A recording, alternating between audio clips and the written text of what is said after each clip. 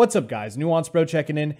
And I know in today's world, it's kind of tiresome to hear about this, oh, well, it's woke, it's SJW culture. It seems almost played out. But sometimes there are examples that are just so over the top, so egregious, you question if it's actually real. Even though you've seen crazy stuff before, you wonder, is this a skit? Is this like an SNL thing? Is this some foreign country's skit and I'm being tricked? This isn't real? Because this actually caused me to go research this just to make sure this was a real thing.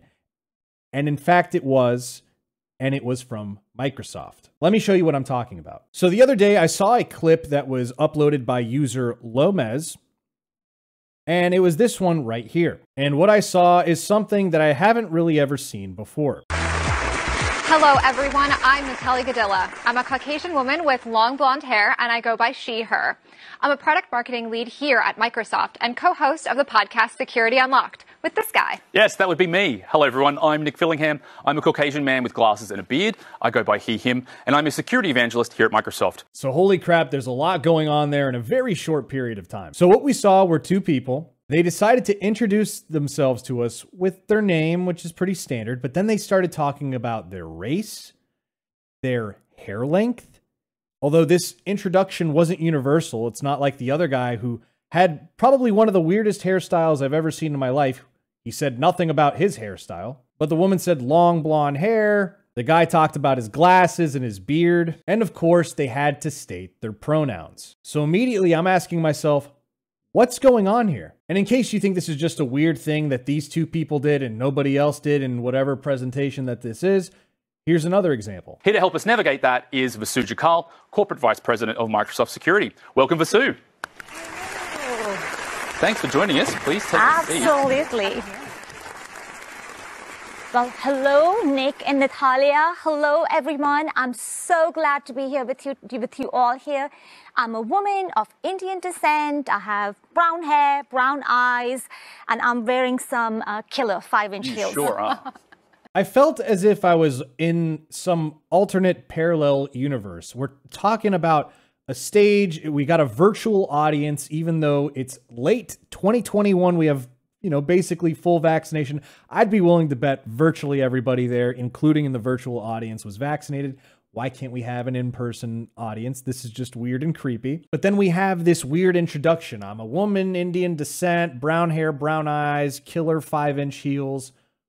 What's going on here? Now, it seemed like a lot of people agreed with me. They found this very bizarre as well. Certain San Francisco entrepreneur, VC people were also asking what's going on here, sharing my clip and asking the same questions. But then I started getting some interesting responses. Now, I actually got a response from this lady, Rebecca Cockley, who unfortunately I don't have the tweet anymore because I guess she deleted it after blocking me, which you can see here. She blocked me. And frankly, I was suspicious of her sincerity given her bio here, second-gen civil rights activist, Ford Foundation, which, you know, there's a whole history behind the Ford Foundation. We could talk about that for days. Former AmProg, I'm guessing that's American Progress. It's probably some sort of left-wing think tank group. Obama White House. And of course, lists her pronouns.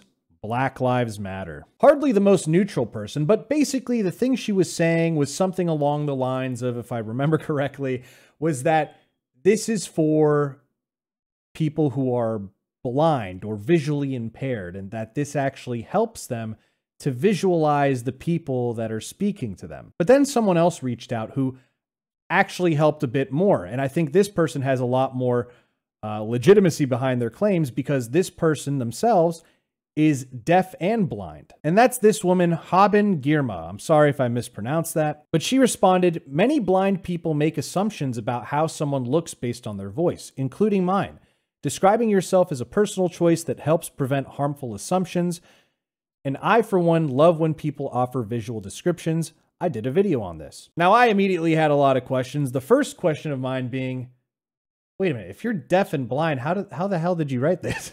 Which I think is a fairly normal question. I wasn't trying to be an asshole about it. I was genuinely curious. So that's exactly what I asked, and she actually was kind enough to respond. She said, "How do I use Twitter? This video gives you an idea of how some blind and deaf blind people use iPhones." So I took a look at the video and I looked at the portion that she was in, and it was actually really interesting. I wanted to share with you guys so you could learn yourself. Is wearing a red dress with a braille keyboard resting on her lap as she sits across from BuzzFeed News video producer Alison Luckian, who has a little table with a QWERTY keyboard placed in front of her. My name is Haben Gurma, and I'm trained as an attorney. I'm a non-traditional lawyer in that I focus on teaching companies and organizations, schools, nonprofits to see the value of disability inclusion. Haben talks towards Alison's direction. Behind her is a view of City Hall in San Francisco. A lot of people have misconceptions about disability, so I help teach them and help advocate for greater access for the disability community. Haben is talking to camera. I have 2 braille displays out right now just so we can do the demo. Cut back to shot of Haben smiling and as Alison types on QWERTY I keyboard. said, interesting. Can you tell me how it feels?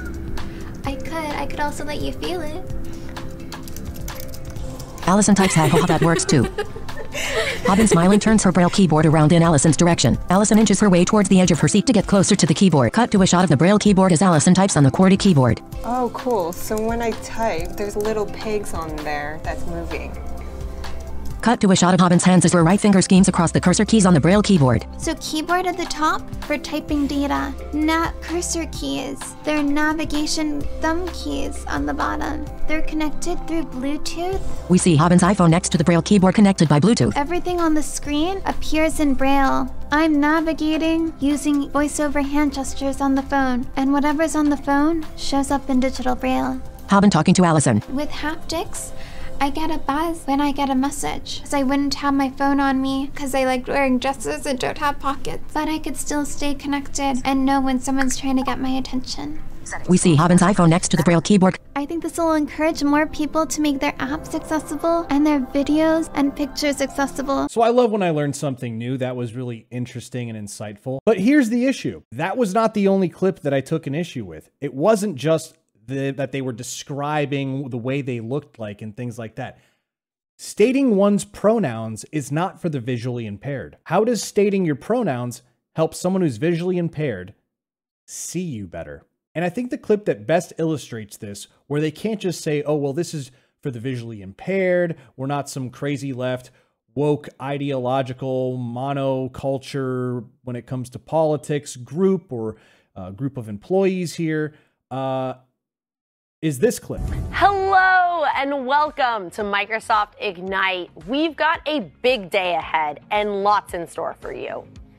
First, we want to acknowledge that the land where the Microsoft campus is situated was traditionally occupied by the Sammamish, the Duwamish, the Snoqualmie, the Suquamish, the Muckleshoot, the Snohomish, the Tulalip, and other Coast Salish peoples since time immemorial. A people that are still here, continuing to honor and bring to light their ancient heritage. My name is Allison Wines. I'm a senior program manager in our developer tools division. I'm an Asian and white female with dark brown hair wearing a red sleeveless top. And I'm Seth Juarez, program manager in the AI platform group. I'm a tall Hispanic male wearing a blue shirt, khaki pants. Today we kick off 2 days of learning more about the latest solutions, exploring how these key innovations can empower you to do great things, and connecting with peers from around the world. I think that says it all there. Where are you going in normal day life where people talk like this? I just want to recognize that this is on indigenous land that was occupied historically, traditionally, by people of indigenous descent, including, and then listing a laundry list of tribes that were probably killing each other for the longest time. What? There's nothing about stating that this is native land that has to do with helping the visually impaired. This obviously comes from a type of ideology, an ideology which in big tech, especially in the Pacific Northwest, where Microsoft is primarily located, you know, in the Seattle area and things like that, there is a monoculture. We know this about big tech. They will literally fire people for the slightest disagreements when it comes to their political ideology. If you do not conform, they will fire you, or they will make the environment so inhospitable that you won't want to be there. One only needs to mention James Damore Antonio Garcia Martinez, just to name a few. Now, someone actually reached out to the man in the video, Nick Fillingham, and he asked why they introduced themselves this way. Apparently, it was to help vision-impaired people distinguish between speakers, but this individual says, personally, I still have serious concerns about this way of emphasizing racial labels, but this does add helpful context. And basically in the message he says that it's basically to help differentiate between speakers and things like that. But then I ask again, why the mention of the Native American land? Why the mention of the pronouns? Why the focus on the racial aspect? Because it all stems from the same type of ideology, especially when it comes to this racial aspect. They are against the idea of a colorblind society. You ever heard this idea where people are saying, well, I'm not racist, I don't see color. And people try to criticize that by saying, well, that's a ridiculous idea because obviously you can see color. So to say that you're colorblind is actually ridiculous because you do see color. And with that, prejudices are associated and so on and so forth. But when you're literally blind, these people still won't let you be colorblind when you can't even see. They still want race to be central to the conversation. This is why critical race theory is all the rage right now in politics, because Republicans and Democrats fundamentally differ on this idea. And like I said, I researched this just to make sure it wasn't some joke. I mean, this is on the Microsoft website itself. Here you can see the presentation. It's called Microsoft Ignite into Focus, and here they talk about security, and it's like an 11-hour presentation or live stream, something like that. This is the world we live in, folks. And you guys tell me, do you think this was simply just, oh, this isn't about us being woke, we don't have any particular ideology or agenda here? No, it's just to help the visually impaired. Or do you think there's something deeper here? What do you think that is? Let me know in the comments down below. Be sure to like this video. Don't forget to like, comment, and subscribe. Social media links are in the description box below, as well as merch. Support us at nuancebro.com/join. Really helps out the channel. And I'll see you next time, bro.